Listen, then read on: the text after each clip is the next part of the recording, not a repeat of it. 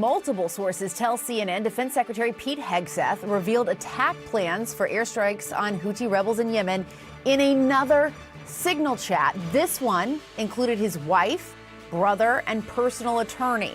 Now, this second signal chat is in addition to the one Hegseth used to communicate about military plans with cabinet officials last month that is now under investigation by the Defense Department's acting inspector general. I want to go straight to CNN's Kevin Liptak, who is at the White House for more on this. Kevin, what are we learning about this? Yeah, and if this all sounds sort of reminiscent of that scandal that engulfed the administration about a month ago, it should, because the Secretary of Defense, we are now learning, shared very similar details about the U.S. attack plans on the Houthi rebels in Yemen on a second signal group. And we understand that this included things like takeoff times for some of those fighter jets as they were preparing to strike those targets in Yemen. The big difference here is who comprised each of these signal groups, because remember that first time around, that group was created by the National Security Advisor Mike Waltz. It was intended to coordinate this attack with members of the cabinet officials who were in top national security positions in the administration, and he inadvertently included the journalist Jeffrey Goldberg. This new signal group that we are just learning about this evening included some members of Pete Hegseth's inner circle who are, it's not clear what reason they would have to have this information about the strikes that the U.S. was planning to carry out. It included his brother and his personal attorney. They both work at the Pentagon. It's not clear whether they have security clearances. It also included his wife, Jennifer, who has accompanied him previously in meetings with other foreign officials, which has raised some eyebrows among certain officials at the Pentagon. Now, as you mentioned, that original signal sort of snafu is now being investigated by the Inspector General at the Pentagon. It's not clear whether this latest revelation will be included in the review. The Pentagon officially has not commented on these latest revelations, which I should note were first reported by the New York Times. But this does punctuate a period of chaos inside the Pentagon and inside the inner circle of Pete Hegseth. You'll remember just last week, senior officials who were in sort of his front office at the Pentagon were fired essentially for what officials described as a leak investigation. And this is all sort of drawing questions, including from some loyalists, some allies of Pete Hegseth, at how this chaos has been allowed to perpetuate. We just heard from John Ulyat, who until recently was Pete Hegseth's press secretary at the Pentagon.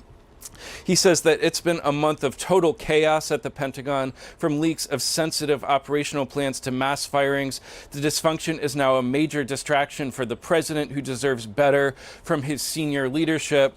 Oya goes on to say even strong backers of the secretary, like me, must admit the last month has been a full-blown meltdown at the Pentagon, and it's becoming a real problem for the administration. Part of the problem, of course, is that this is not sort of a quiet period for national security. You have Pete Hegseth making sort of preparations on the president's command, these designs on the Panama Canal. He was just there visiting earlier this month. You also have this buildup of U.S. assets in the Middle East in preparation for a potential Israeli strike on Iran. You also have tensions in Asia. So this is a fraught period for the Pentagon to be undergoing, this period of chaos. And certainly, I think now you'll hear from officials who are questioning whether Pete Hegseth is sort of the man for the job at this very fraught moment.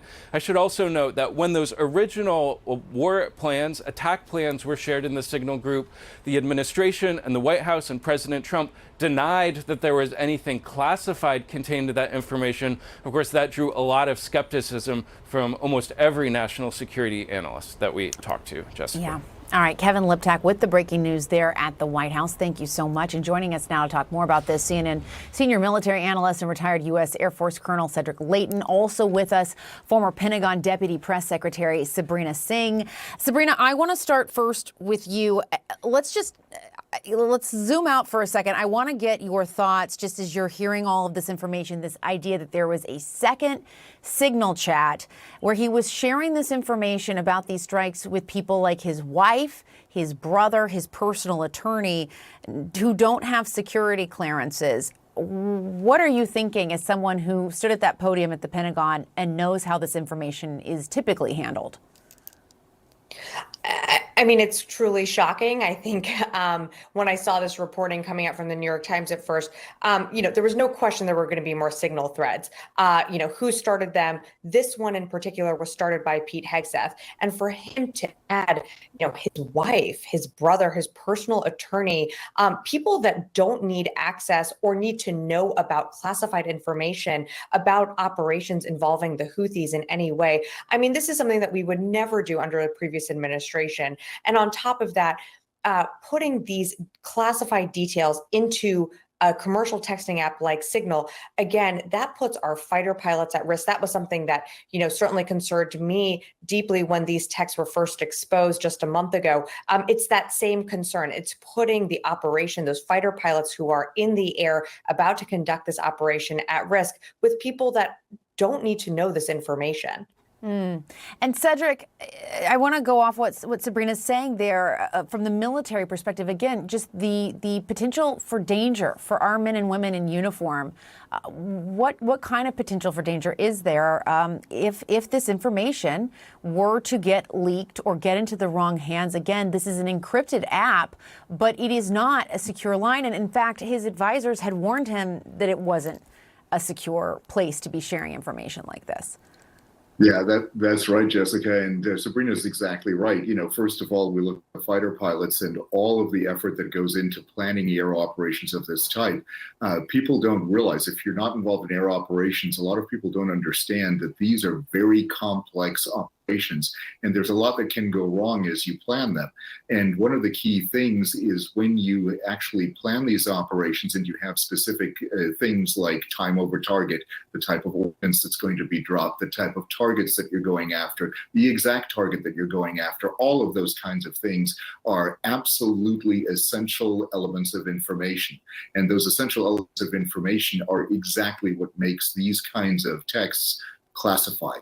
And no matter what they will spin at this Pentagon, this stuff is classified, no doubt about it.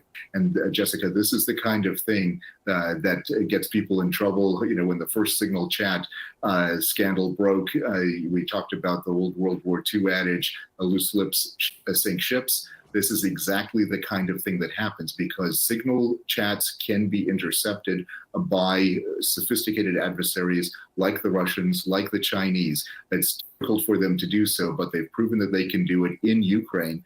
And it's the kind of thing that we have to guard against. And, these types of Signal chats, even if they happen in the United States, in the DC area, you can bet that the Russians and the Chinese are working very hard to intercept them.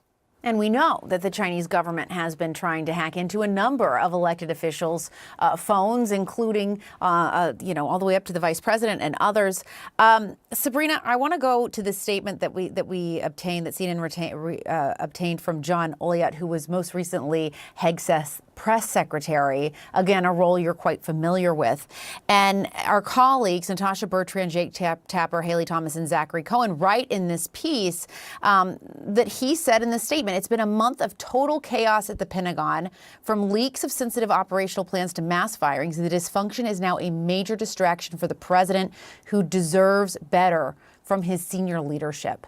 For his former press secretary, again, just recently former, to be saying that and to be quoted saying that, what do you make of that? I mean, I have to agree. He's not wrong. We're nearly 100 days into this presidency, and it does seem that America and our military is less safe. I mean, from the Signal threads that have been now exposed to what you're seeing, Secretary Hegseth say about our allies and partners, to turning our back on Ukraine, to being willing to engage and get closer with countries like Russia and kind of, succumb to what Putin wants.